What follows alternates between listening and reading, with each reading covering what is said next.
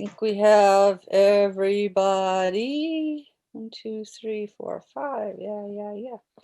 All right, so I would like to call to order this study session of this Los Altos City Council on Tuesday, February 22nd at 5 p.m. Would the Deputy City Clerk please call roll and establish quorum? Yes, members of the council, if you are here, please say aye. Councilmember Fleegor. Here. Councilmember Lee Ang. Here. Councilmember Weinberg. Aye. Vice Mayor Meadows. Here. Mayor Enander. Here. We are all present. You have a quorum. Thank you very much. And do we have any members of the public present who would like to comment on the agenda topic? And we will be taking comments at this time and only at this time on the agenda topic. Members of the public, please use the raise hand feature.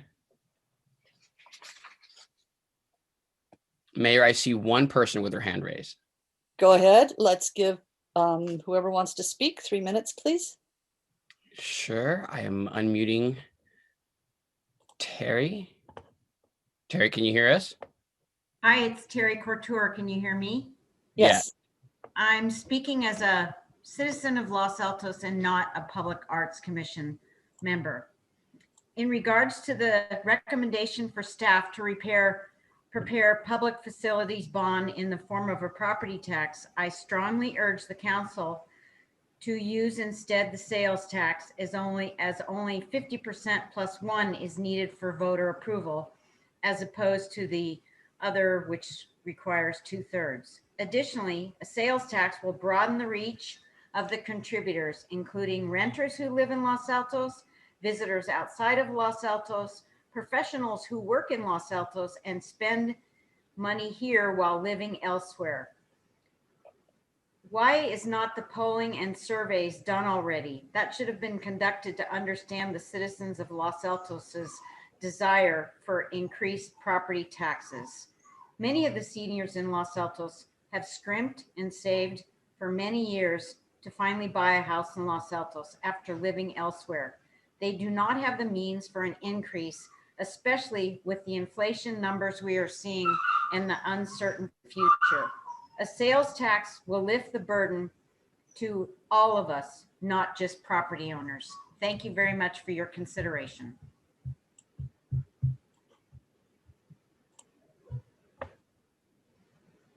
Mayor, I see one more person with their hand raised. Okay, we'll take one more and then we will close public comment. Sounds good. Roberta, can you? Hi, this is Roberta.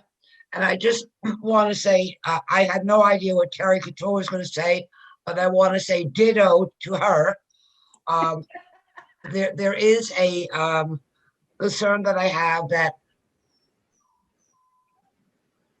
we went, close to $1 million on that, and it failed. And I think that I think we need a police station desperately. So I want to start with that. But I do think also that the fact that there were no plans, I think you need to take the time to have plans to show the residents what they're going to get for the money that we're going to spend. I think you should keep it narrow and not just have it as a general bond to cover the fire department, police department, and other facilities. I think you need to be very specific and, let the residents know how much it's going to cost them, because I am a senior and we have to watch every penny. We are suffering from inflation and gas taxes and trying to heat our homes in the winter here. And they also read the report, and you said that, we would probably have a AAA or a AA rating. I don't know where that came from, so I'd like an explanation of, if any studies was done on that. And I just think that you may be rushing the process, because if you do community outreach, you need to have something to bring to the community. to show them what the plans are. And, it may be something that we want to wait until next year. Because even spending $200,000, if you vote tonight to do that, what does that mean? Does that mean that money has to not go to having hot water at Grant Park, or have the electricity not working, or not pave our roads, or not contribute to CalPERS? I always find it very disturbing that big chunks of money are being discussed, being spent before you look at the CIP. And I think the sales tax idea is a good idea as far as making it broad, to get taxes from people who visit us as well as businesses, and not just have it as a property tax. And I don't understand if we have to put collateral up or not for a bond. So I couldn't understand that from the report. So I'm hoping that you'll discuss that this evening. Thank you. Thank you, Roberta. And with that, we will close public comment. And at this time, I'd like to turn this over to the subcommittee, which is Vice Mayor Meadows and Councilmember Weinberg. It's all yours. Okay, Madam Mayor, thank you very much. Before we get going, I think the Vice Mayor and I would like to extend a big thank you to a lot of people.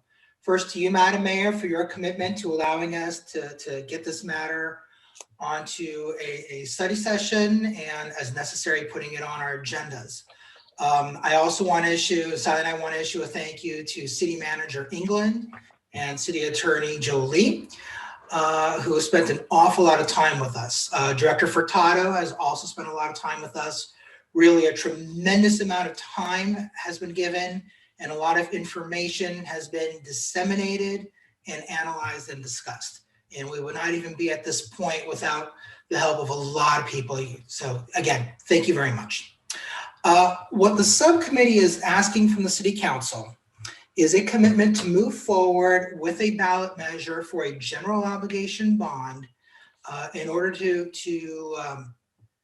general obligation bond for the purpose of improving our public safety facilities. What we are asking for from the council is authority to move forward and an allocation of $200,000 from the general fund toward putting that measure on the November 2022 ballot. The subcommittee is recommending to the council that rather than take action on it tonight, we simply discuss the matter, we discuss the report that the subcommittee put together, and that we put this on our agenda for our next regular meeting in March. That way, the members of the council, as well as the public, will have a couple of weeks to think about everything that's been said. We can chew and digest what's been said and discuss it again after having time to reflect. So the report that the subcommittee put together is very dense. There are a lot of details and there are a lot of options. We are not expecting this council to have the very deep in the woods, deep in the weeds type of an understanding that the vice mayor and I are just now really starting to understand. What we are hoping for is the council to look at this from a high level and to give policy direction. Now, if we decide to move forward with a bond measure at our next regular meeting, that is not an irreversible road. There is a lot more information that the subcommittee and the council are going to need to obtain and absorb. And if it turns out that we think it doesn't make sense to move forward with the bond measure in November of 2022, then we can put a pause on things and decide how and when we want to move forward in the future. If we decide that we want to move forward with something other than a general obligation bond, or whatever type of a bond this council decides that it wants to authorize in a couple of weeks, assuming that we do have that authorization, we can then make that change. What the subcommittee has come to understand is that there are a lot of details and there's a lot more information that we need.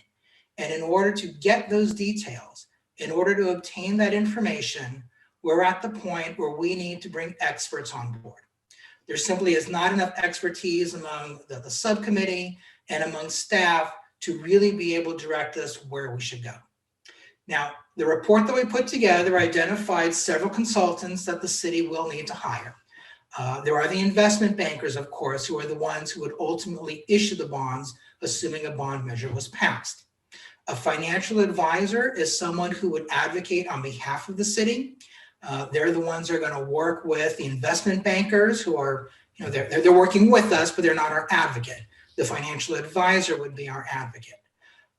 We also are going to need some kind of a campaign consultant to help us put together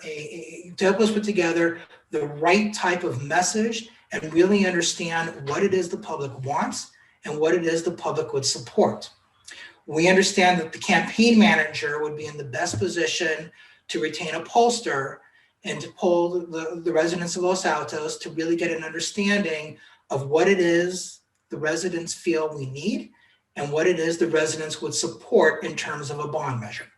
With that information in hand, we would then be in a position to direct staff to actually put together the bond measure, and with council's approval, then submit it to the county so that it's on the November 2022 ballot. So again, it's important to say that what the subcommittee is hoping is that the council is going to look at this from a very high level and decide in 2 weeks whether we want to move forward with further investigation. Now, we are recommending, the subcommittee is recommending that we move forward with a very specific direction, the general obligation bonds. So when staff goes out to try to retain these specialists, to retain these experts have an understanding of where we're coming from. But again, if the experts come in and say, wait a minute, this doesn't make sense, I don't think this is going to work, or it was a good idea, but here's what the polling shows, we can then pivot, we can then change direction and put together a strategy that we as a council believe is going to be the most successful going forward. But having some kind of direction at this initial stage to the experts so they understand what it is we want to accomplish is going to be an important part of the process of retaining the experts to help us. Another expert that we're going to need to retain is bond counsel. This is an attorney who specializes in public finance and putting bond measures on the ballot. So with that, I'm going to turn this over to the vice mayor. I know I said we hope that the council looks at this from a high level, but there are a lot of details here. And we try to disseminate those details in the forms of various charts. So Sally is going to go ahead and take over and give the council a better understanding of what some of those details are that we hope will make up the policy that we move forward with. Thank you, Councilmember Weinberg. And I'm going to ask Deputy Clerk Rodriguez, do you have the ability to pull up the report? I should be able to call it up. Give me a quick second. Yeah, because I don't, it's bad enough looking at tables, but it's even worse not looking at them when you're trying to describe how to read them and what examples they show. So I hope you can, because I don't actually have it on this device. So I should have thought of that. But I do want to pick up where Councilmember Weinberg left off. Is this exercise is a little bit like the proverbial chicken and egg. And so we had to come up with what looked at to us with first pass, the work that we did, what looked like the best recommendation, to then go get an expert to help us really understand what the best recommendation is. And I will say that the examples I'm about to walk you through are the ones that the investment bankers showed us as the most realistic. Sales tax wasn't felt to be the most realistic in terms of some of the potential amounts we'd need to raise. But again, all that detailed work will be coming up in the future. Thank you. I see that we have this in front of us. So if you could make that just a little bit bigger, as I always say, thank you. And then take us to the tables, which is Appendix A.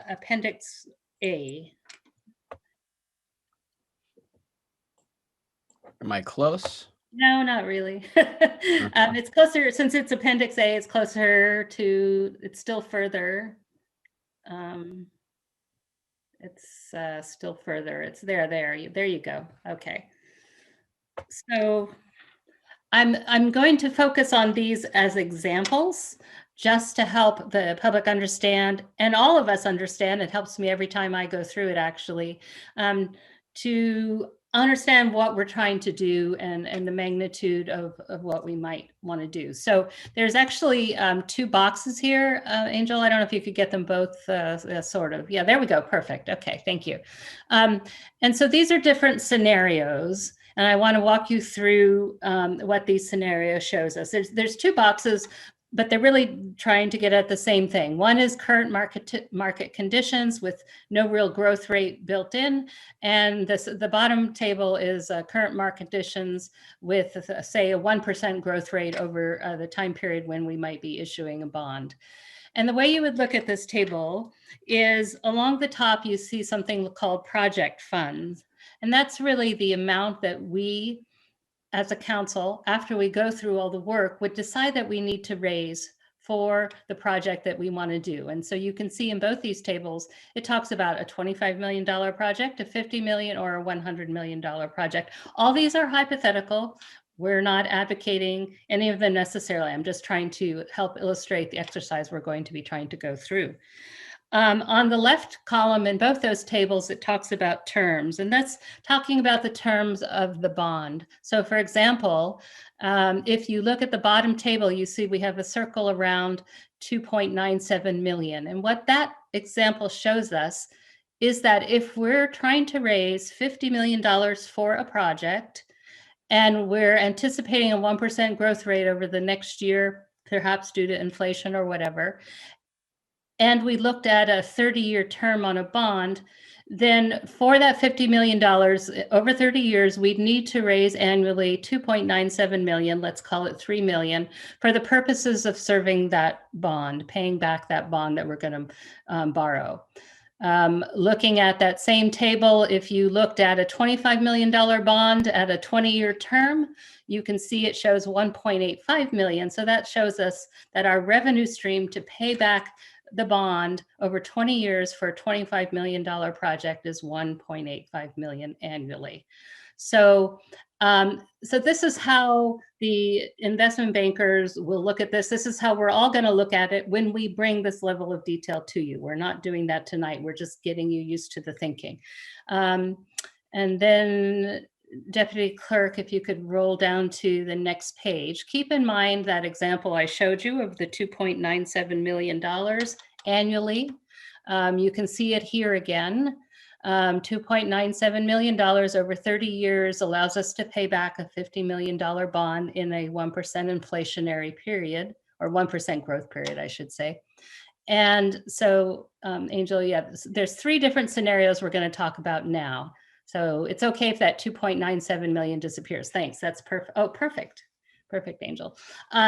So how could we think about raising that $3 million annually over 30 years? And what our potential investment banker has laid out is three different tax vehicles by which to do this. And these are just examples. So the first example is one that we've tentatively recommended to you tonight as what initially seems like a logical way to go. So the first one, the green box, the general obligation bond, which is a levy on the property taxes, would raise $3.07 million annually. And that's based on, we scrolled a little past it. Actually, sorry, Angel, could I ask you go up a little bit? Keep the green, go up, up, up. Okay, so here's some basic information about Los Altos, which I found very interesting. So we have 11,270 parcels for an assessed valuation across those parcels of close to $19 billion. And so these are some of the numbers that were then driving the calculations I'm about to walk you through. I should have started with that. So, so when you go back down to that green box and see how we're talking about a property tax, it turns out that actually 1.72 million is the average single family resident assessed value. which you calculate from our total assessed value and the number of parcels. And so you can then do the calculation, which the investment banker did, to show that if you assess at $15.82 per 100,000, then we would raise on the average single-family resident $272.80, and that adds up to $3.07 million annually. So remember, in this exercise, with each of these tax methods that we're talking about, they're targeting the $3 million that we need in that $50 million 30-year term scenario. That may not be where we end up, but that's the example I'm illustrating for you now. We also, they also looked at a property tax, and I'm sorry, a parcel tax. And in this case, they've looked at a flat parcel tax rather than a square footage based parcel tax. But this would work out to be $263 annually per parcel. Again, those 11,270 parcels, which would raise $2.96 million annually. And then finally, I'll take you through one last example they did. I don't have a sales tax example to show you. They didn't think that that was going to raise in this this amount of money, but again, we can look at it more closely. If you looked at the user utility tax, you could raise about $2.8 million annually if we increased our UUTs about 3% over our current rates, which are 2.5% to 3.5%, depending on the utility. We didn't particularly like the sound of that. We won't go into the reasons now, but that too could get you close to that $2.97 million. So I realize that's kind of a lot of math to throw at you. It's not, the point isn't the math so much, but to say in the scenario, if we look at trying to raise $3 million annually over 30 years for a $50 million project, these are some of the methods we could use to reach and finance that amount of money. So I'll stop with these examples. I've probably confused everybody more than helped clarify, but I don't know if do we want to take questions as we go along, or what do you think, Councilmember Weinberg?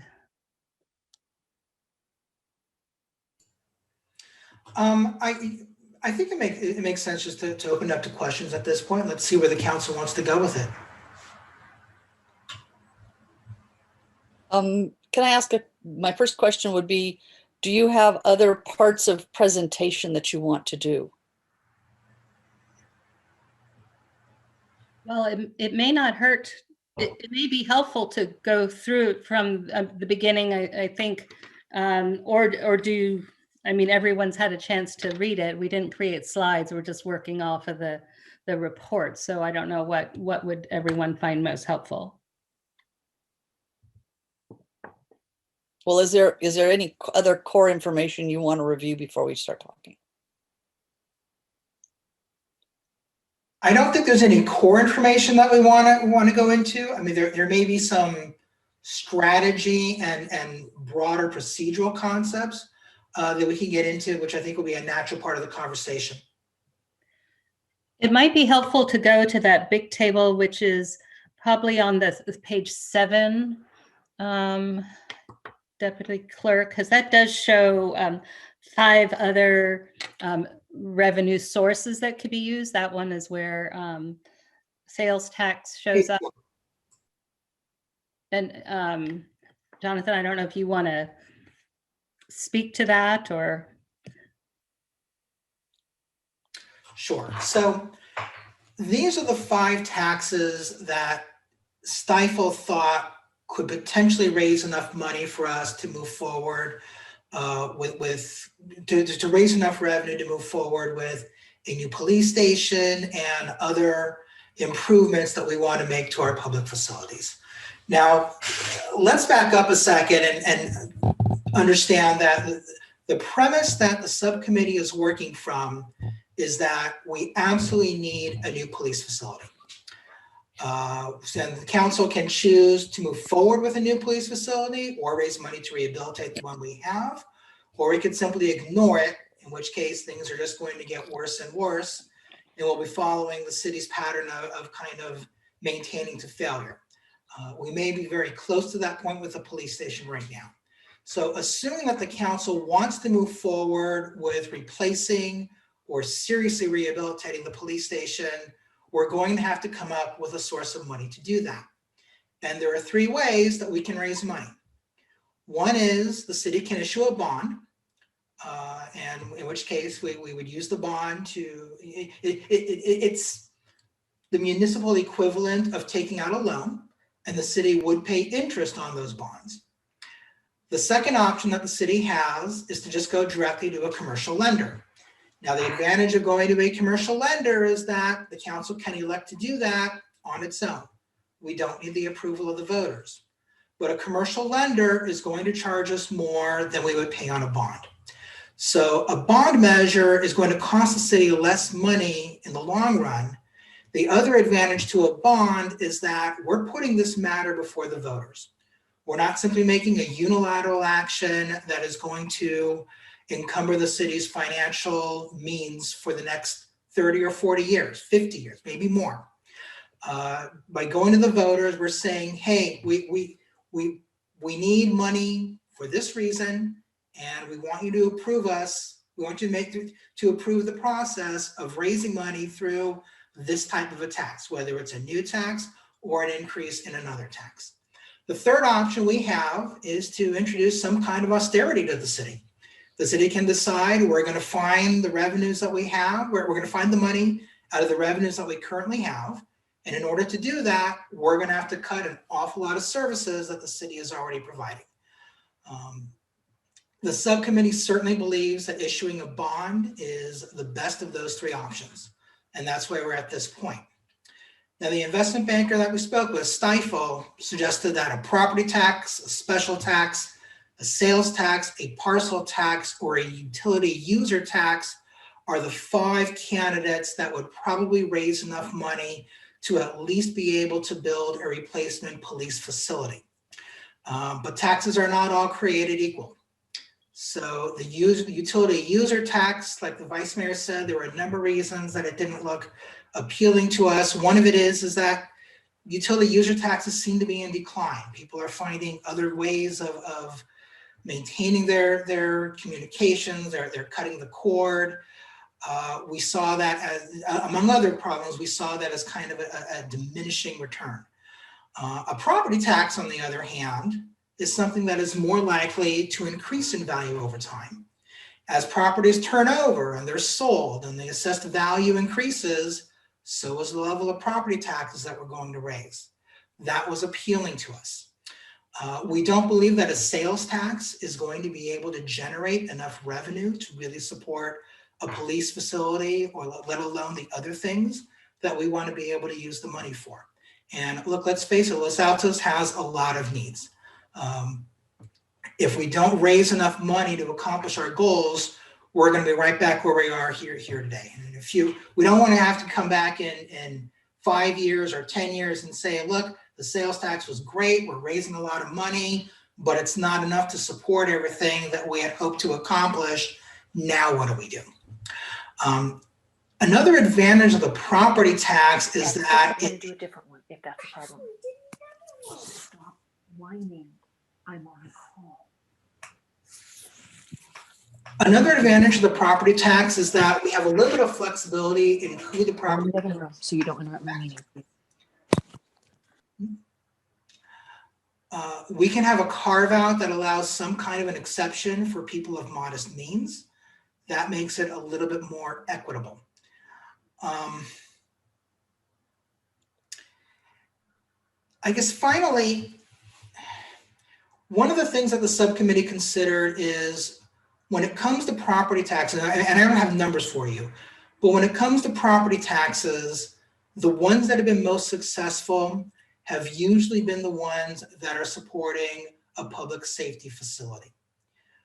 Rehabilitating or replacing public safety facilities tend to be the most popular capital projects amongst the community, and therefore they have the greatest chance of reaching that 2/3 threshold.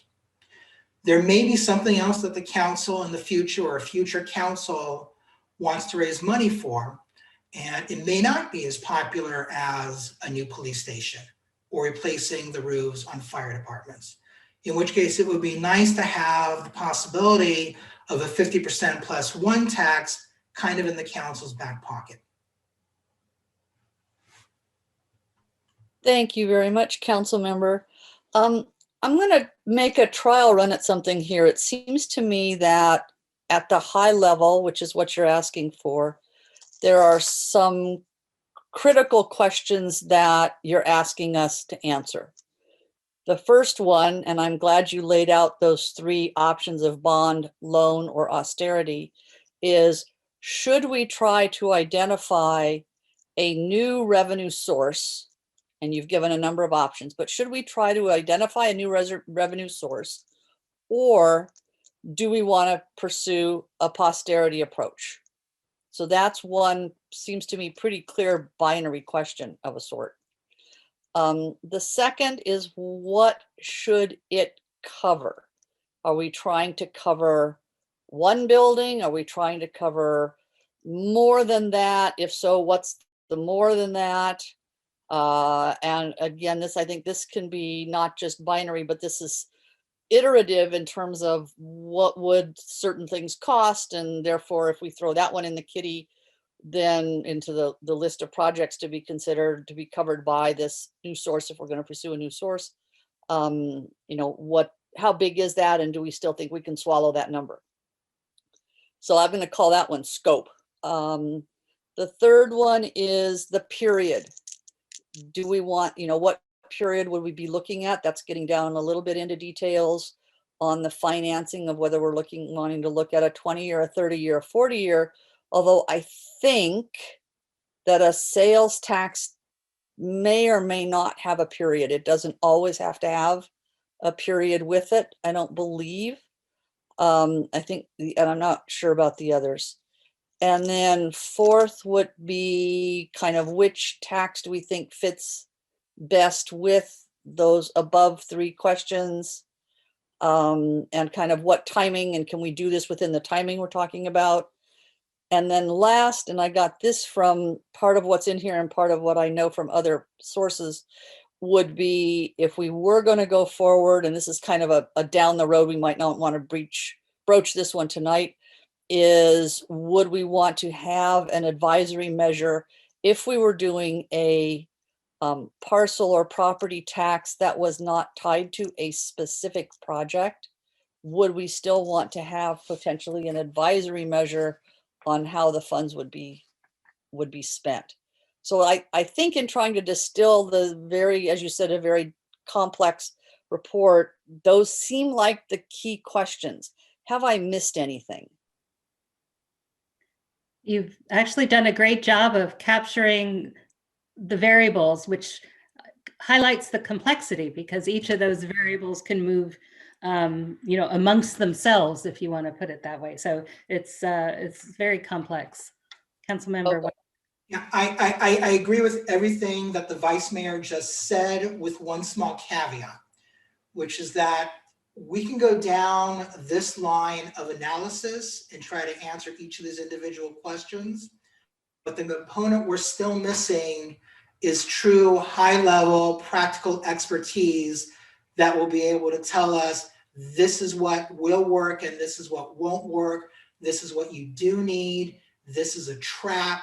This is the way to look at it. A general obligation bond may not make sense or be practical to have an advisory measure with a general obligation bond. Those are the types of questions that I think we're going to need bond counsel to really be able to give us a definitive answer. So I think it's appropriate for the council to discuss this. And if it's the will of the council, a motion can include all of these components. I would simply ask that the council be flexible as we get more information from the experts that are going to guide us and work with us along the way. It may be necessary to pivot. Yeah, I don't think there's any question that you need expert advice along the way. And I don't think we are headed toward any sort of motion or action. Don't think that would actually be in order for a study session. So I'm glad that you have planned for this to come back to us in 2 weeks, I'd like to proceed on discussion, and I'm going to leave it to my colleagues and see kind of who wants, if anybody wants to go first, whether whether you want to ask questions of, maybe that's the first thing to do, is to say, do you have questions, kind of operating questions or content questions for your colleagues before we start into discussion? So I'm going to look at council members Flagger and Lee Eng and say, do either of you have questions, or are you ready to have discussion?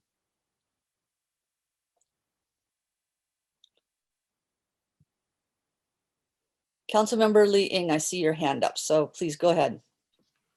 I want to thank Vice Mayor Meadows, as well as Councilmember Weinberg, for the report and all the work they have done. Thank you so much. I know how much work this is and how much information it is, how much time it takes to gather all this information. I do have a few questions on this, and I think I need way more. I need a few more information.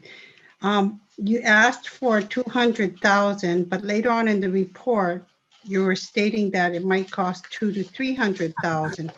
You have a breakdown of all the various.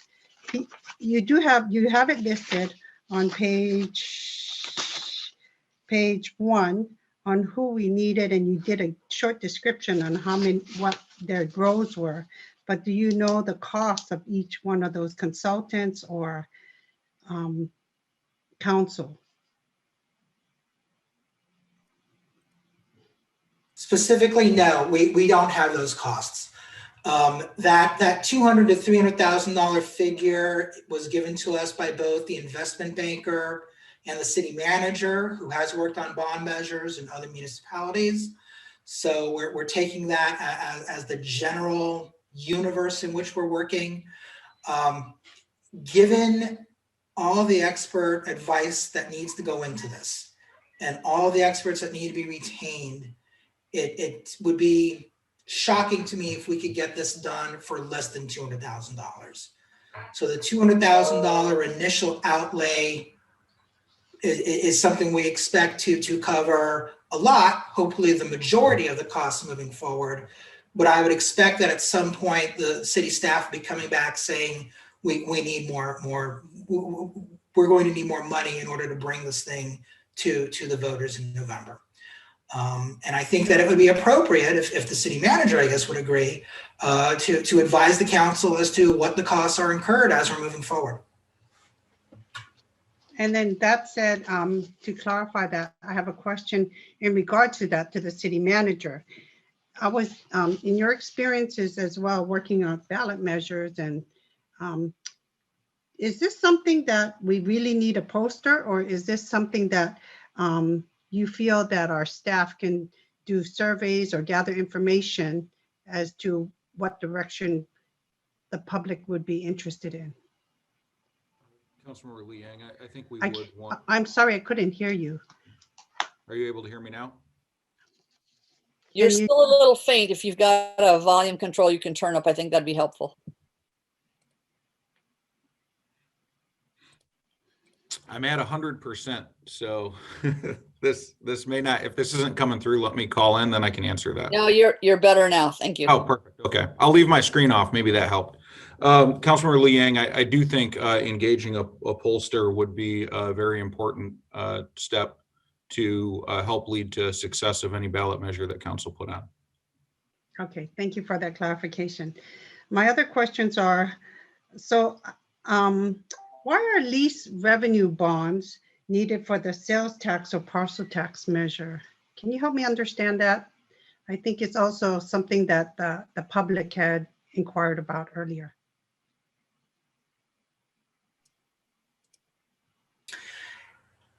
I think the short answer to your question is, if we don't use a lease revenue bond, then we have to have a second type of a measure to issue the appropriate type of bond. So by not going with the lease revenue bond for a sales tax, you're then requiring us to put on at least two measures. maybe even a third measure if we're going to need an advisory, if we want an advisory measure to go along with it. Whereas if we use lease revenue bonds, then we only have to have the one measure. It's in one of the obscure footnotes at the end of the table with the 5 different kind of tax options. It says that to Secured avoid, by general fund. yeah, so if you look at the 4 of the option, no, sorry, 3 of the options that talk about the type of bond being a lease revenue bond, it says to avoid additional voter approval, city-owned assets must be leased, unless you want to, as Councilmember Weinberg said, put another bond measure. It would become a 2-step process. So that's the common way that that's done. And hopefully I'm explaining that correctly. I haven't seen city manager pop up on screen, so. So when you say that and you put your assets on, okay. Then we already have our library utilized as an asset. So then the next asset that we would be looking to utilize is our community center if we were to pursue that route. So Councilmember Liang, I think these are some of the questions that the experts would provide an answer to. My assumption is that the facility itself after built would also act as a collateral, but I would need to defer to Stiefel on that. Okay, thank you so much. And so I'm going to move on to the schedule that you have listed. So you have the schedule listed, and that looks like that we would be going out to the public for outreach, as well as, let me pull up the schedule page.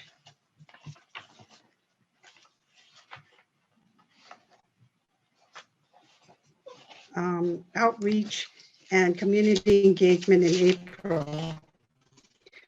Are you anticipating that would only take us 1 month to come up with the design to present to the public as we seek outreach or engagement? Because then we would have to have the design finalized by the end of March, which would be our second meeting in March. So can you help me understand that? So the design, no. I don't think that there is going to be a final design approved by the council and presented to the voters. This is it. This is the project that we anticipate moving forward with. That being said, I know that city staff is working to put together a very detailed analysis of what the expected cost would be to build a police station. This is not the same as a community center, which maybe it'll have a pool and maybe it'll have underground parking. This is a facility that is much more, it's much smaller in scope. And the idea, the understanding of what it is that we need at a minimum and what we would like above and beyond the minimum is much easier to identify. Police stations are being built in other parts of the Bay Area and the state. Campbell, which is a city of approximately the same size as Los Altos, recently built a police station that the city passed a general obligation bond, like Sally and I are recommending today. And their police station is 2 stories, it's on their civic center, and it costs in the range of $30 million. Prices are going up, so I would assume that if we anticipated building the same facility for Los Altos that Campbell built, it would cost several $1 million more to do. That's a reflection of inflation and the cost of construction today. But kind of a long way of me saying, we're not going to have plans to show the public, but we will have a very detailed description of what it is the city anticipates building, because we can very easily identify what the city needs in terms of a new police facility. And city manager, I'm going to put you on the spot. Did I answer that properly? Is that what staff intends to bring to us? Councilmember Weinberg, that's correct. You've described for the police facility If council does determine that expanding the scope of the bond to all public facilities is in order, then we will bring back a similar analysis for the other areas.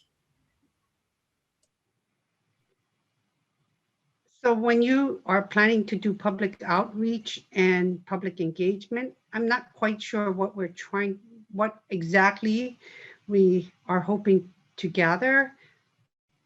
Is your request then, I mean, help me understand that.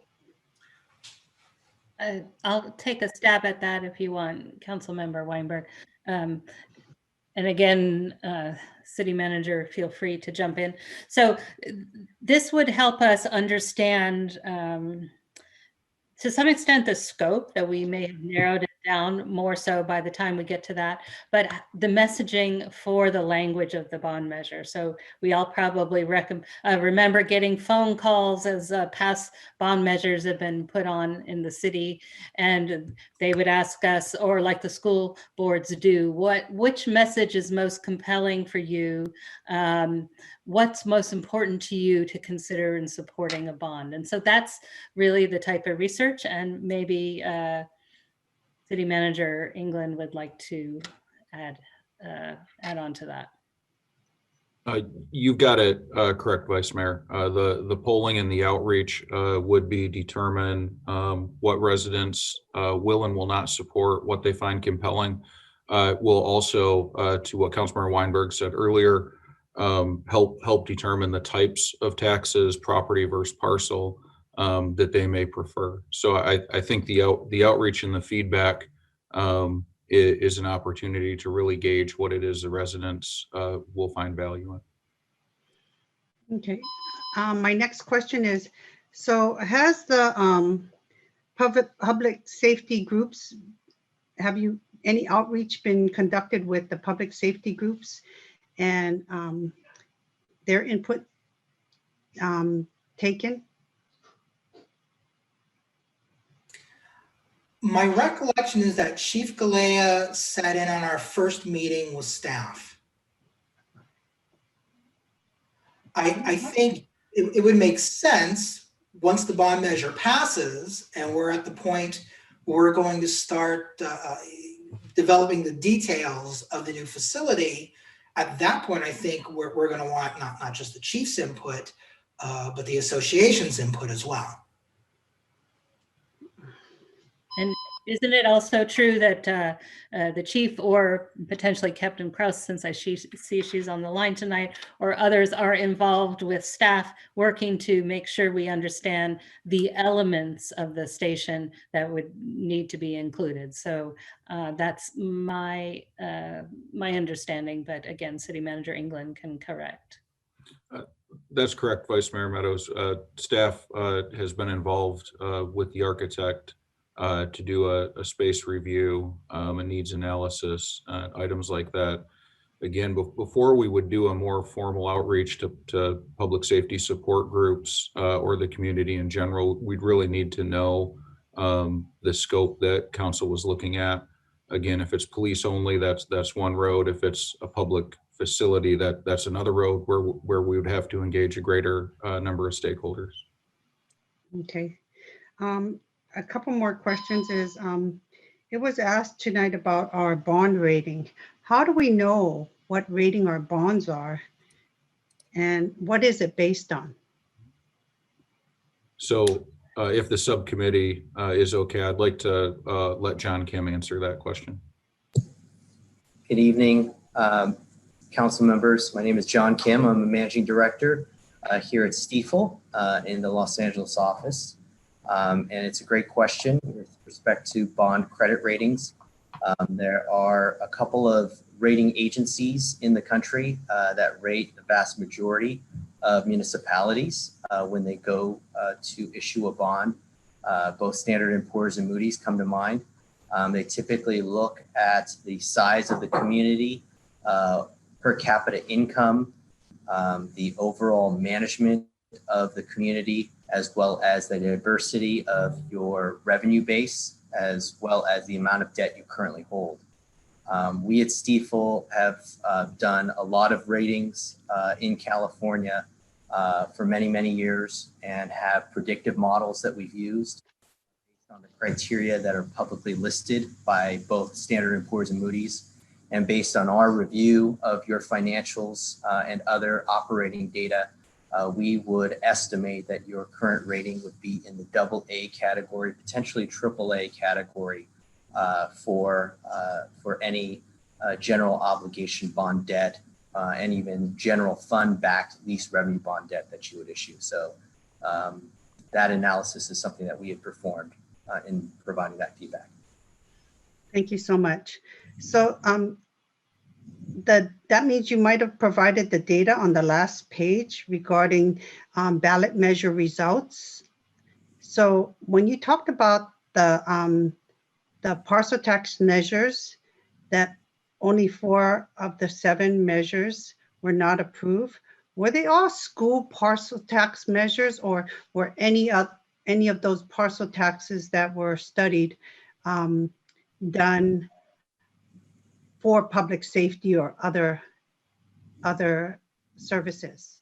And can That's you a great question. understand that? Absolutely, Councilmember Liang.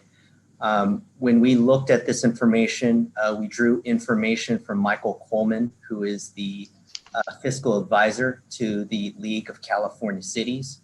Mr. Coleman puts together annual studies of ballot measures held by California municipalities. We looked at the most recent election cycle that was the most prevalent, which was the November 2020 election. And we looked at ballot measures in relation to parcel taxes for non-school purposes. So obviously a lot of school districts around the state utilize parcel taxes to fund operations.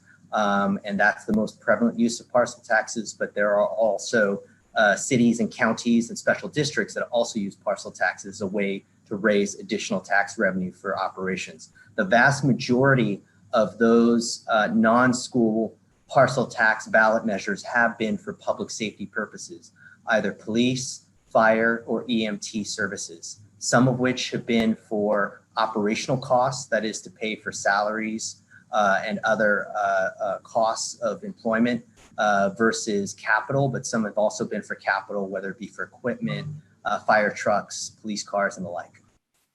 Okay.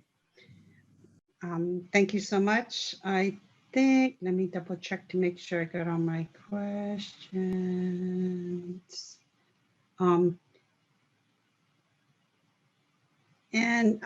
My question to the mayor is, I know that this is a recommendation that's come from the subcommittee, but we're going to have further discussion on if we think another option might be better. Is that correct? We're going to have further discussion once we've answered any questions that Councilmember Flagler and I have in addition to the ones you've already asked. Okay, great. Thank you so much. Thank you. Councilmember Flagler. Thank you, Mayor, and let me echo the thanks to the subcommittee, consultant staff, and everybody else who has worked on this. As everybody else has said, this is a lot of work and you have done a lot of it to date, so really want to thank you. I do have several questions because I am trying to understand what exactly the subcommittee is recommending and why. Because even just listening to this discussion, it still isn't clear to me. So let me start with that basic question. Is the subcommittee recommending a general public facility measure, or is the subcommittee recommending a special measure solely for the police facility? The former. The former. Okay. And if we were to go out with the general obligation bond and we did not do the advisory piece of it where we identify the different facilities and it passes, how and who would determine then if it's not specific for Chief DeLea has his audio on. Could you explain that process if it's the general public facilities path?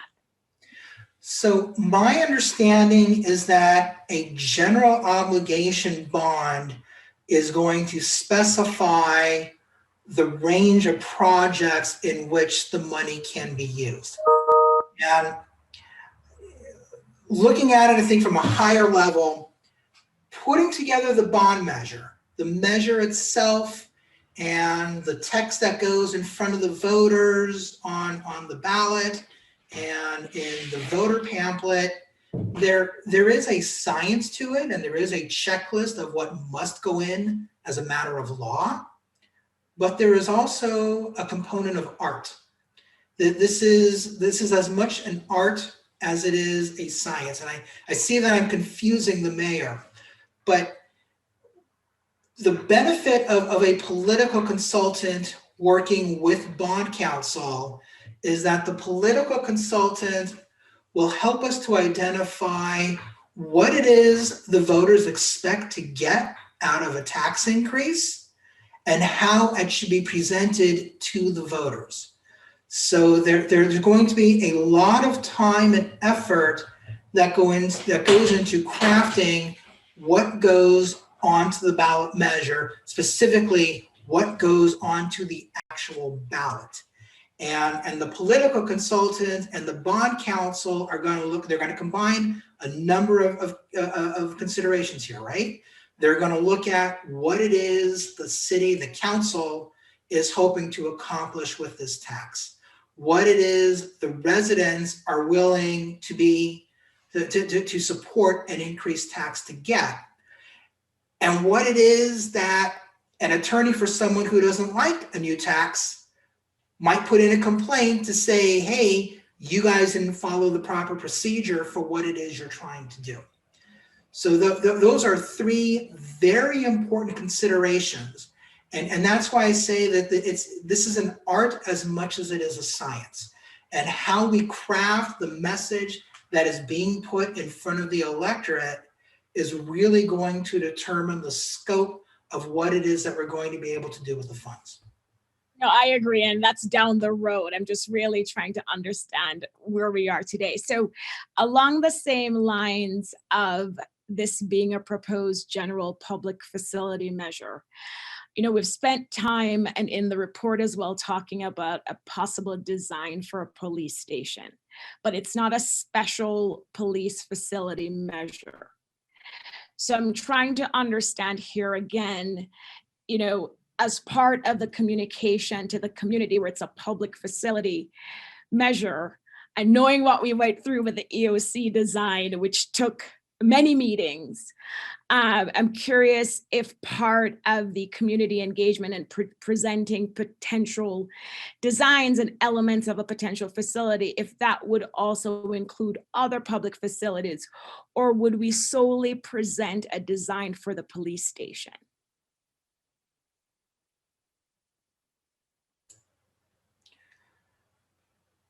I think the question that I'm hearing from you is, are we going to have cost estimates for other things that we want to do with the bond? Yes, because I think it was Campbell, the estimate is 30 million, and that's what we were looking at. But I'm curious about, as we present and communicate, since this is a public facility, a general public facility bond, not specific to just our police station, how are we going to communicate that and communicate the other potential uses? Yeah. So, and this could just be something you could say, we'll look into that. But I'm just, as I listen, I think, on the one hand, I'm hearing it's a general public facility, but then there's a lot of focus on one facility over another. And I think we could address that through the advisory measure, but just something to think about. Another question I have is also to better understand the subcommittee's thinking in recommending the property tax over, possibly the sales tax. And what I'm hearing, I want to make sure is one of the primary reasons is we think we would be able to generate the necessary revenue from the property tax versus the sales tax. because I can tell you I'm apprehensive about the 2/3 versus the 50% plus one, and also some other concerns about who gets assessed with the property tax versus the sales tax. But if one of the subcommittee members could again just explain, is that the primary reason you're recommending the property tax? And could we have a longer period for the sales tax to generate the revenue necessary? So let me add another thought to that. So in addition to, our sales tax base is not our biggest revenue generator, as we all know. That is property taxes. We also felt that a distinct disadvantage. We all know California, Santa Clara County, highly taxed already. There's a cap to what you can charge. And so I think that is part of the concern about whether you could actually achieve enough through a sales tax. Additionally, do we really want to put a higher cost basis on our merchants, on our restaurants, where people say, oh, it cost me less to eat in Mountain View, or I'm going to go shop in Palo Alto?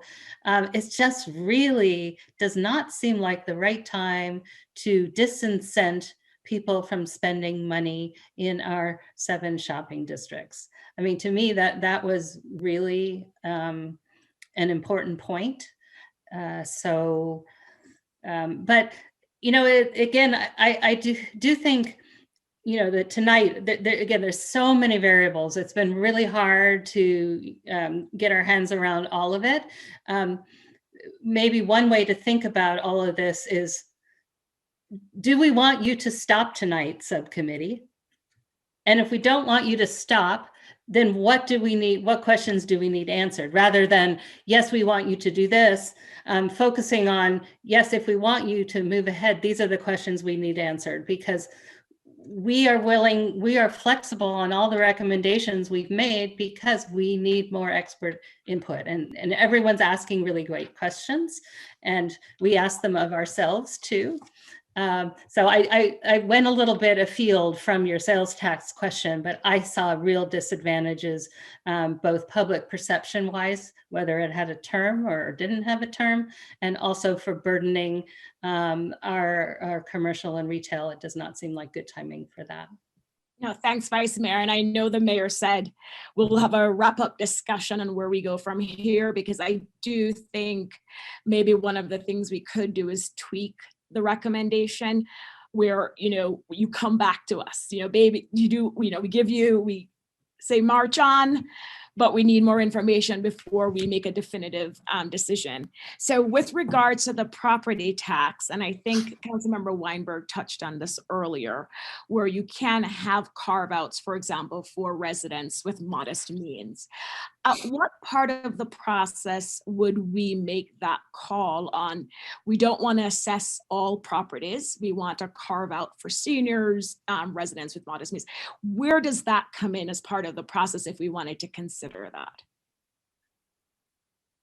Thanks, Mayor.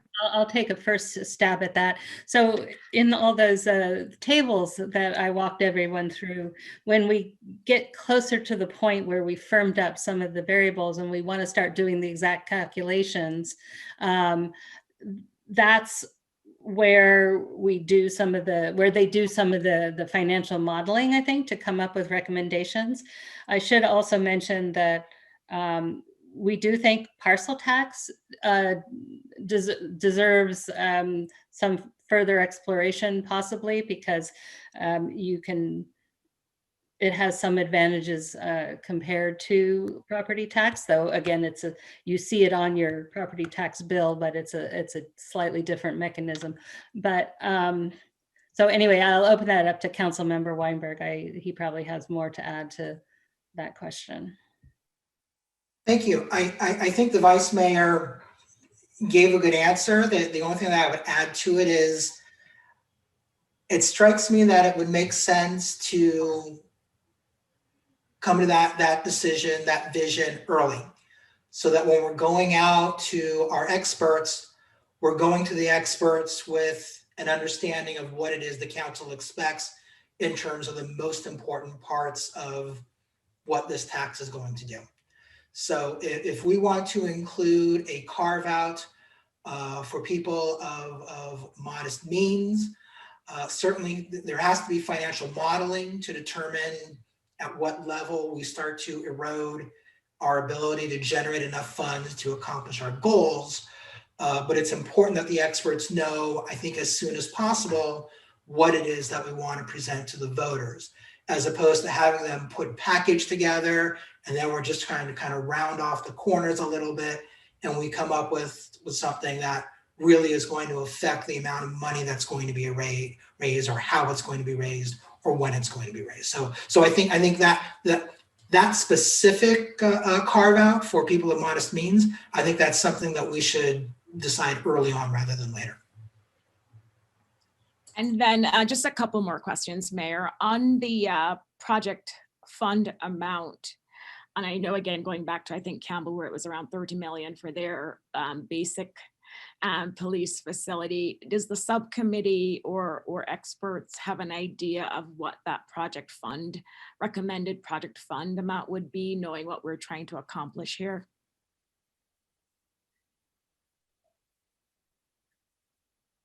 Nope. Okay.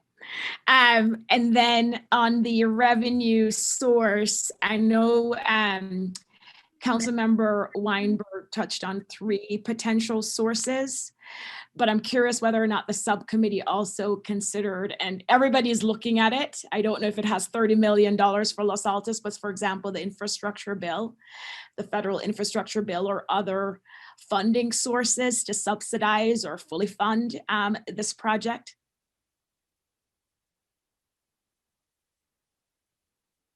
It's not something I think that we have discussed directly. I think that all of us, not just as council members, but as residents of the city, are simply expecting staff to have their eyes open for any sort of grants, federal, state, I mean, whatever is available that's out there, to help subsidize any project that's available to us. If there are specific grants that might be available for public infrastructure, specifically public safety or seismic upgrades, things like that, it is not something that we have discussed at this point.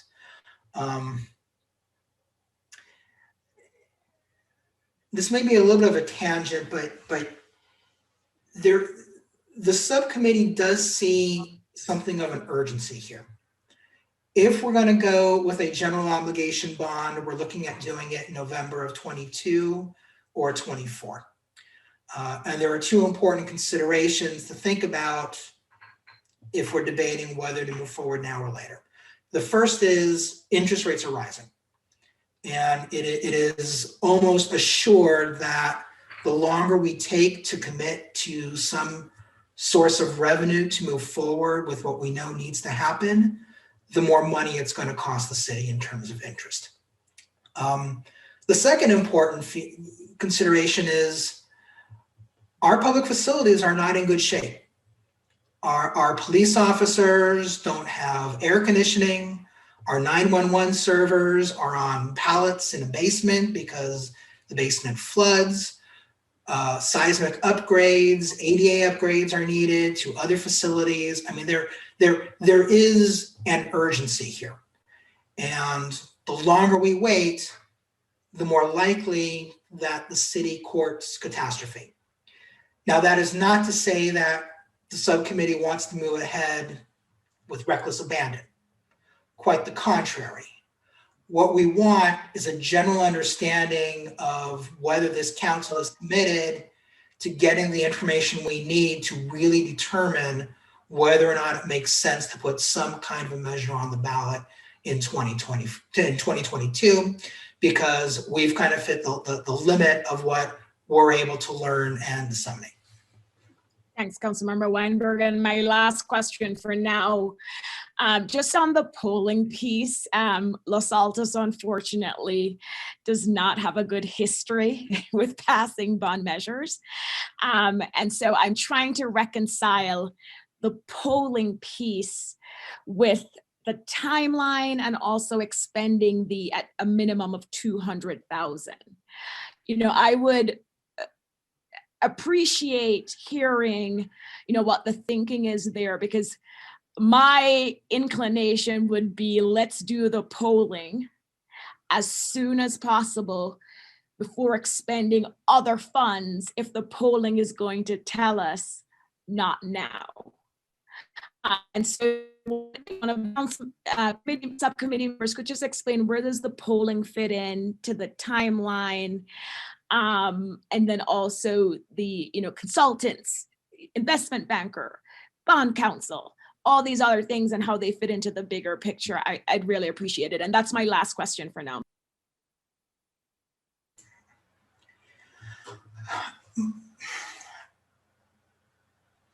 Nisa, I think that you absolutely hit the nail on the head with how important it is for us to go forward with a useful poll so that we can identify whether the project makes sense. And we want the polling data done as quickly as possible. So if things don't turn out the way that we're expecting them to, or that we hope them to, we can pull the plug on investing any more money in something that really is not, that does not turn out to be feasible. I think that prior councils have tinkered with polls that have tinkered with polls and had their fingers on the types of questions that were asked and the way the questions were analyzed that were not necessarily to the benefit of the city.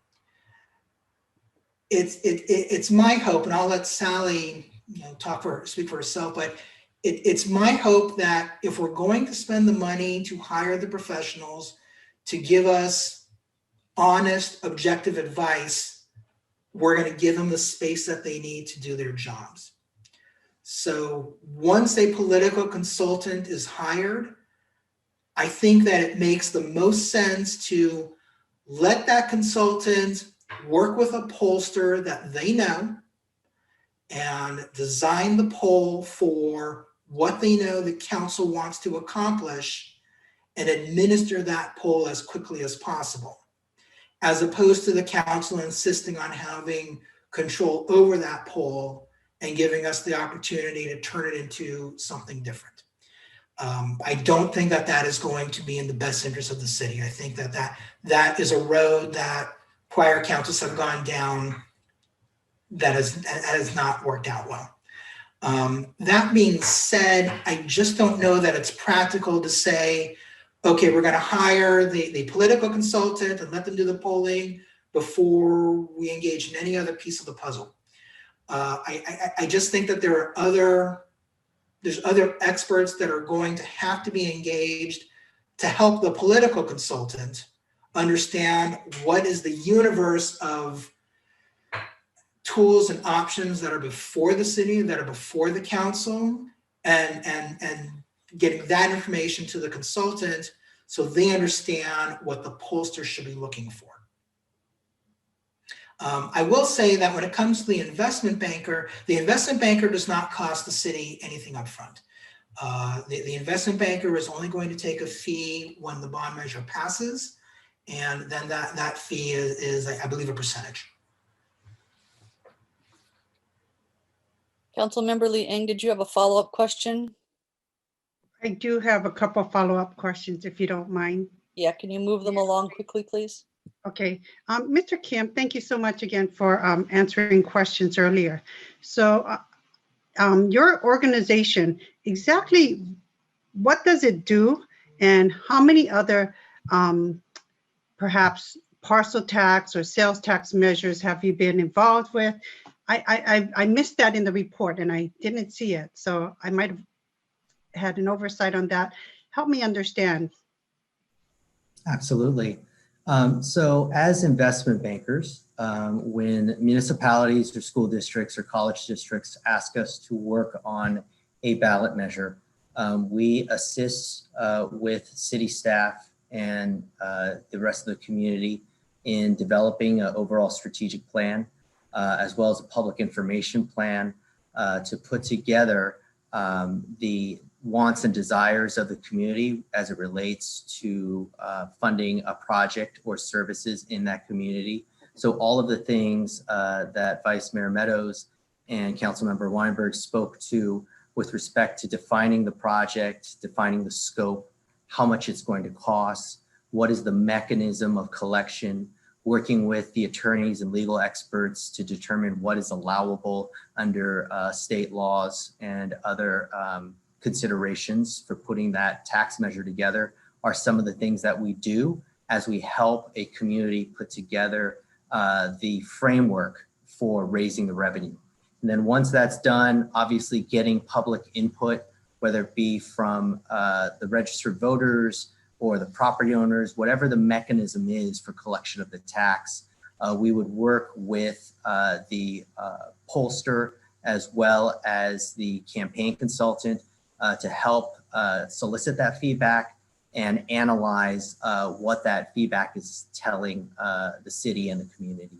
From there, we would then work with the attorneys to craft the language and to forge the most viable pathway forward, and then help the city qualify that ballot measure to be placed on the next countywide ballot, or if need be, by special election held by the city and paid for by the city.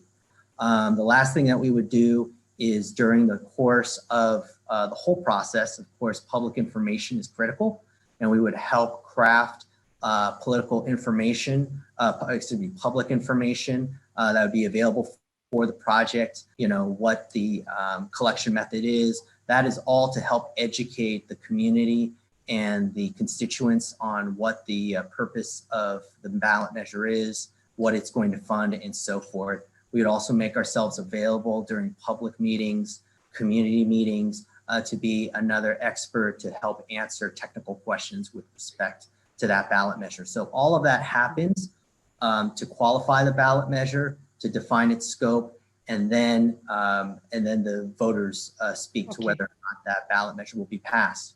Assuming it is passed, at that point, then the next phase of our work would take place, which is putting the bond measure together, bond issuance together, getting a credit rating, putting together with the lawyers all the legal documents, and then selling that debt to outside investors to raise the funds. Okay, I think I wanted more so information on how successful you have been in the past and how many measures have you put on. It sounds like you've presented us with mostly parcel tax information and not sales tax measures. And can I get more information on that? Because right here, yeah, it hasn't listed, the data hasn't listed sales taxes that pass. And I had done some research and I pulled up some cities that have sales tax measures for public safety and their successes they've had. So, and I think that's a component that has been missing from this report as well. So absolutely, help me understand how many successes your company has had in implementing these taxes. Absolutely. So for the last 10 years, Stifel has been the #1 public finance investment banking firm in the state when ranked by the number of issues. We've been the #1 firm helping school districts across the state in implementing not only their GO bonds, but other types of measures. We've also worked with many municipalities, both in Northern and Southern California, and we're happy to provide you and the Councilmember Liang and the rest of staff that information. It's all publicly available about which measures and when. We've also been very involved in sales tax measures. Okay, I'm sorry, we're limited on time and I hate to cut you short. Last year, how many of these taxes have you worked on and how many successful? I would say that we've worked on dozens. I don't have the numbers at the top of my head, but I'm, again, happy to provide you that information. Okay, thank you. Yes, I'd like that information. Thank you, Mayor. Okay, thank you. I have a couple questions, I think mostly for the city attorney. Ms. Houston. One is, I think that there are some limitations on how, or some implications, I should say, on if you too closely define a project and then go out for bonds for that specific project, then at some point, depending on, and this is what I'm asking is where's that line of definition? You have to have done your CEQA analysis beforehand. Otherwise, you can do the CEQA when you actually do the project. Can you help me with where that line is? Yes, so if it's going to be a bond measure or ballot measure put on by the local legislative body, that is a project subject to CEQA. And if we have a specific project, a specific location, it's going to be sort of this big or that big, we will need to do CEQA before it gets put on the ballot. If it's just Can you speak directly into your mic a little more? Okay, I'll get here closer. Yes, so if it's specific enough that it is a project, it will be a project subject to CEQA. So we will have to do some sort of environmental review for the ballot measure. If it's just a general public facilities tax that could be used for police, fire, senior center, and something else, improving dog parks as well, and all that, it would still be subject to CEQA, but it could come under an exemption as a revenue source. Fares, tolls, and rates are revenue raising and could be exempt. So all of these will be some sort of project subject to CEQA. It's just what level of CEQA we will do. On the other hand, if the citizens do an initiative and it qualifies, has enough signatures, and it's submitted to the local legislative body, the legislative body can put it out for a vote, or they can adopt the measure as is. And that is seen, it's still subject to CEQA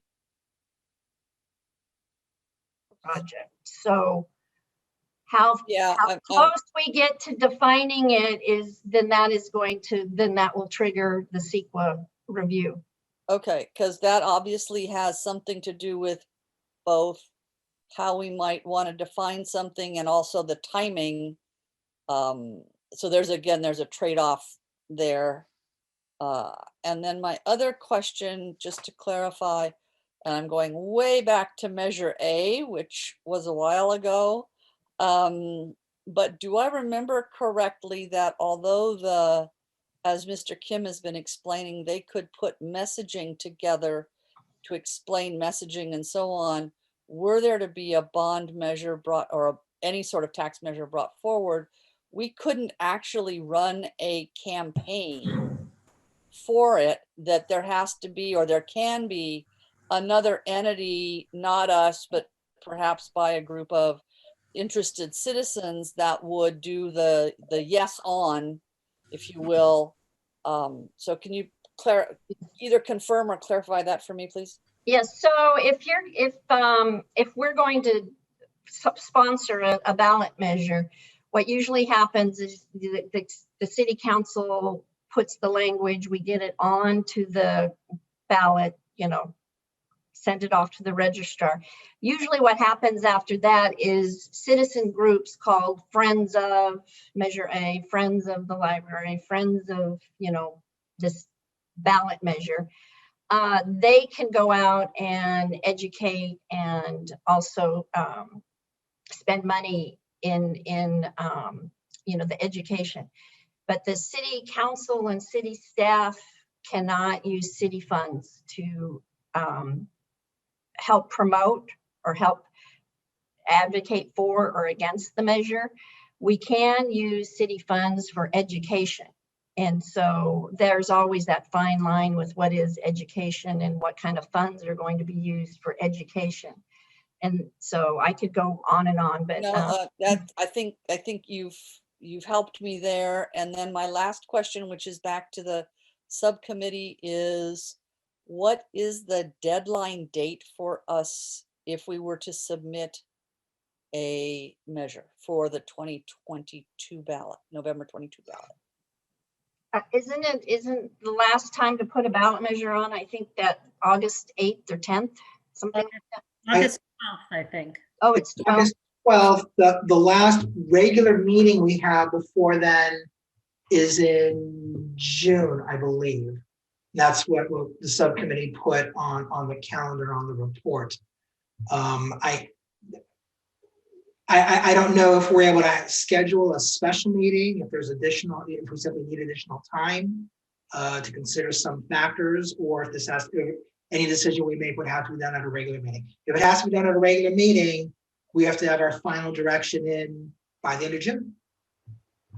Okay. Great. All right, why don't we go, go ahead, Vice Mayor. Thank you, Mayor. I think maybe it might be good to give City Manager England a last chance if he wants to clarify anything that we've talked about, particularly if he feels, I know the reality of the timeline or not is of concern. So City Manager England, do you want to pick up on anything that we've been talking about and offer some clarifications? Thank you, Vice Mayor. I think overall the conversation has been very helpful. It brought out a lot of things that the subcommittee had considered and some things the subcommittee had not. For us to move forward, council is going to have to start providing a path and direction for us. And the only thing I would say is over the next 2 weeks, if there's things that we certainly can eliminate, the less things we're polling, the less things we're trying to track down. I think the better chance we have of making our timeline. June is right around the corner, and we have kind of a late start date on this. So I would just urge the council, if we're going to move forward, anything that's off the table that we can take off quickly would be helpful.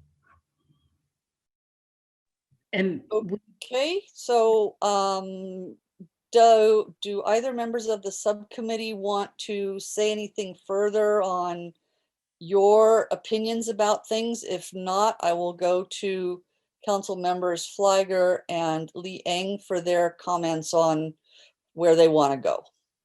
But I'm going to ask the subcommittee if you want to make any comments before I do that. Nope. Okay, Councilmember Flagger, you have your hand up. Go ahead. Thanks, Mayor. I just wanted to respond to what Mr. England just said, and looking at what the ask of the council is for today's study session. And as we all know, there's no motion for study session and no decision. But for me, I am definitely comfortable with the subcommittee continuing to work in the direction they have proposed. The current recommendation states that, allow staff to start preparing the ballot measure. And for me, I'm not there yet to give that kind of direction because I think we need a lot more information before I would vote at a regular meeting to say, yes, definitely, this is what we need to do for November 2022. But I am very supportive of the subcommittee continuing to work in this direction.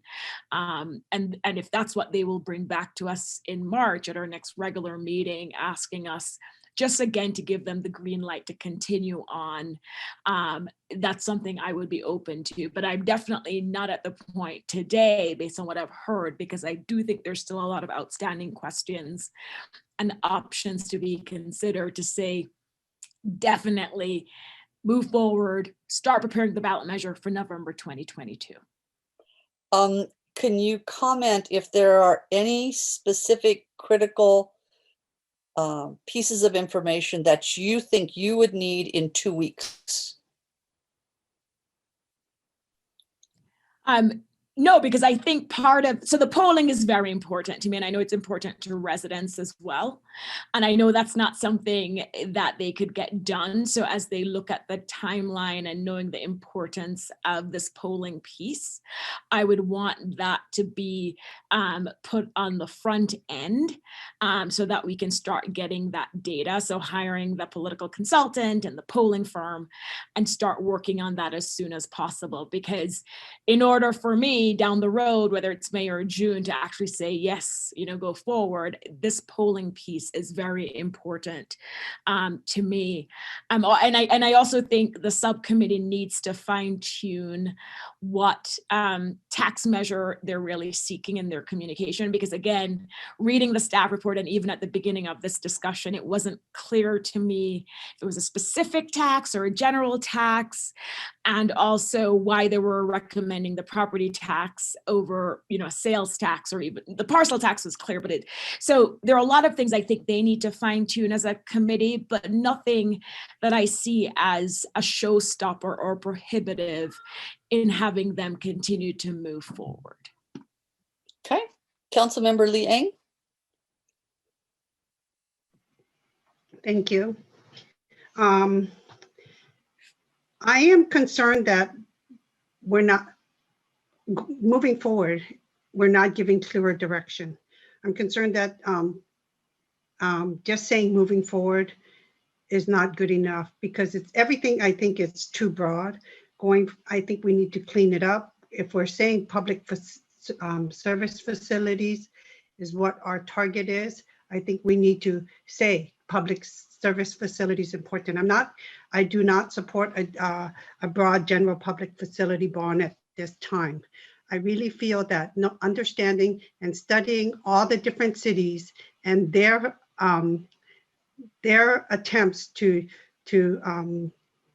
have a police station or a fire station built, how much it costs and how much, like Councilmember Weinberg had acknowledged, the cost has gone up already since Palo Alto has broken ground.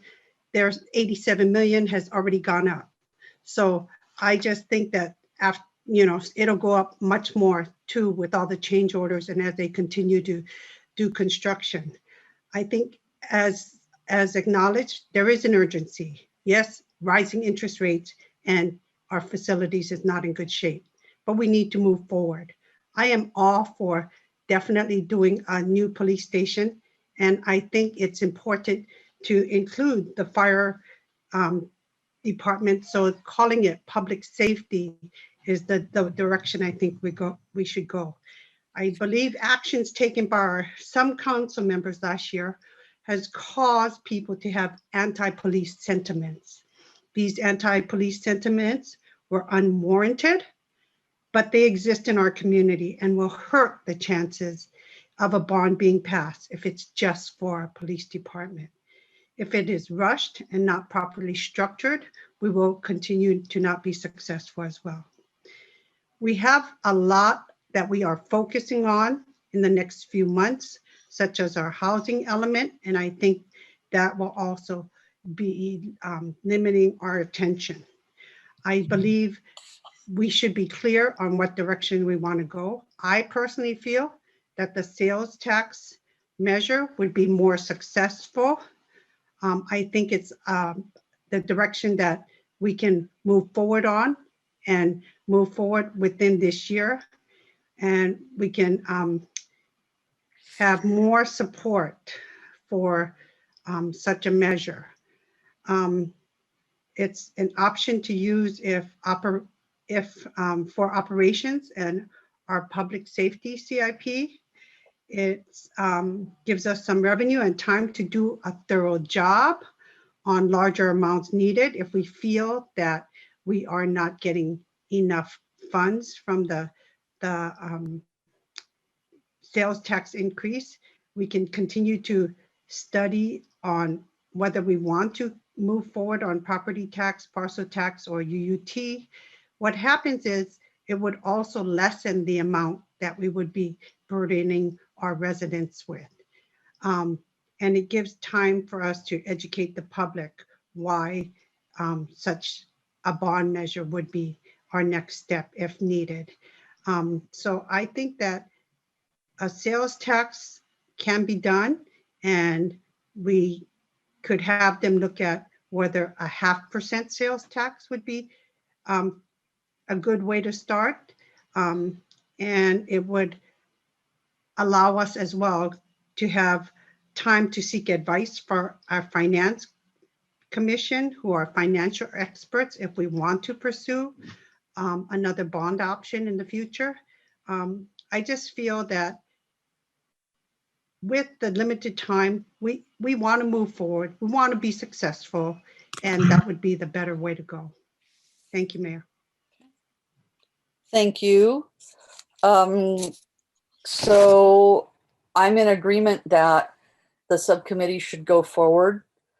I'm also in agreement that we want to take care of our public safety facilities, but we don't get a chance to have a do-over.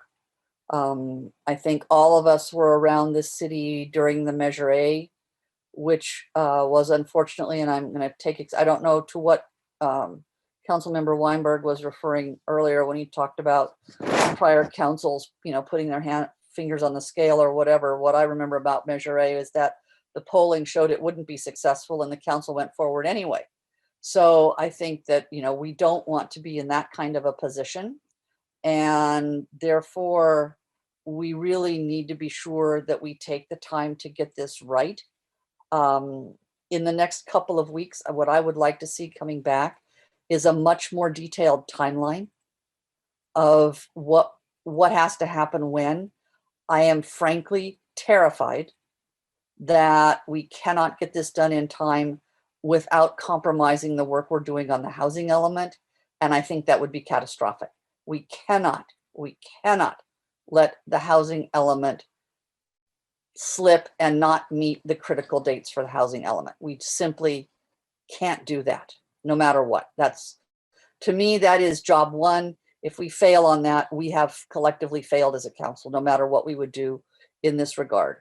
So a detailed timeline with assurances from staff as to how we can actually do that in the context of the housing element. More potential cost information on other sites so that we have some notion of what kind of dollars we would want to be talking about and whether that makes sense without, again, getting ourselves in trouble with, I'm mindful of what the city attorney said about the specificity and CEQA and all that kind of thing.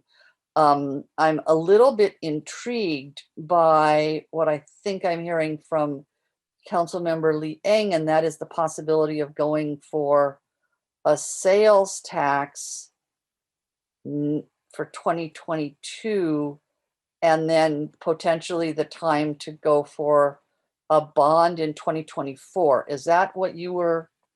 Yeah, your head's going up and down. So that's what, so I'd like the advisors to consider that as a possibility. We are one of the few cities that has no sales tax. Many cities in this county have a sales tax. We have no city imposed sales tax.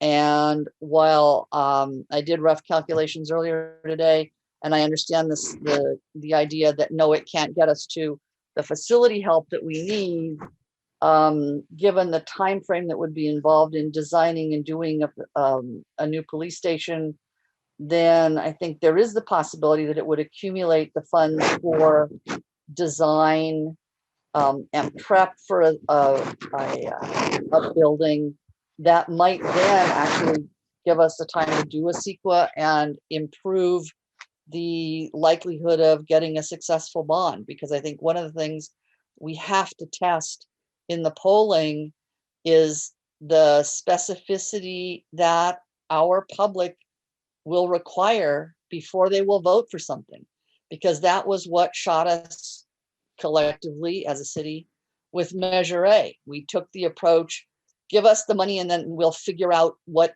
approve the money and then we'll figure out what we're going to build. And that absolutely did not fly. So I'm still very mindful of that. And given the uncertainties that arose out of COVID, I'm also concerned as to whether people are going to be of a mind in November to commit to spending more money in one way or another with encumbering the parcels with either a parcel tax or a property tax. So those are some of my concerns. Those are a couple things that I'm looking for from the committee timeline, from the advisor. an approach in the polling, that would really give us good information on how much specificity people need before they'll give us a yes. Councilmember Flagger. Thank you, Mayor. I just wanted to join your comment and Councilmember Lee Eng's comment about, for me, it's one of two things, either being very specific, saying it is a public safety and you identify or police station and the 2 fire stations, or we do the general measure as I think the subcommittee was originally recommended, but with the advisory measure, because I do think, and do not want to put the cart before the polling horse, because I do think the polling will be very telling. But I do think knowing our voters to date, being specific about how we're going to use these funds could sway a lot of voters versus just saying exactly what the mayor said that happened with Measure A. This is how we're going to use it. I think that, and again, let's do the polling, but just based on my knowledge of our community, I think that could be very compelling. I'm going to ask the city manager and Mr. Kim whether there's anything that they've heard from us that they want clarification on, because I'm sure that the subcommittee knows what we've said. Thank you, Mayor. So looking at the list, some of the items the council's asking for, we may want to provide after we engage the polling company and the ballot measure consultant, as opposed to in the next 2 weeks. So as the subcommittee said at the beginning, a very high and broad level. Right now, what it seems like council would like us to do is engage with the experts, primarily the polling company, work with Stiefel to get a more accurate calendar in place, and then bring back information on sales tax analysis specifically, as well as some of the differences between a parcel tax or a property tax. These items can be done in 2 weeks, and then allow the subcommittee to continue their work and refine their approach as they get direction from council. And Mr. Kim's nodding his head. So did you want it? I got thumbs up, so nothing else. I see Councilmember Lee Eng, do you have one more thing you wanted to say? Yeah, I just heard them say property tax or profit tax. I didn't hear anything about sales tax. Councilmember Liang. I heard the city sales manager tax talk was- about Okay. sales tax. Okay, if you got the sales tax component, that's good. And I think we should also have clear numbers because I believe JA has been collecting data, and we should have a rough estimate, shouldn't we? A very rough estimate, yes, in 2 weeks. Again, determining the type of tax is going to be important to the specificity of the projects that come forward. All right. And so just to clarify one more thing, when we talk about sales tax, then when you talk about parcel and property tax, did you also consider how it would be if it was staggered as well to do a sales tax increase? Then it would also help determine whether it would be a smaller parcel or property tax, right? Yeah, Councilmember Liang, we can look at the annual that a sales tax would raise. We can also look at whether a potential bond or a potential revenue raising measure would have a sunset or a defined period. We can bring that back in 2 weeks. Okay, that's great. Anything more? Then I want to thank the subcommittee, thank the staff, thank Mr. Kim and others who've been working on this and who are continuing to work on this. And at 6:43, we are adjourned.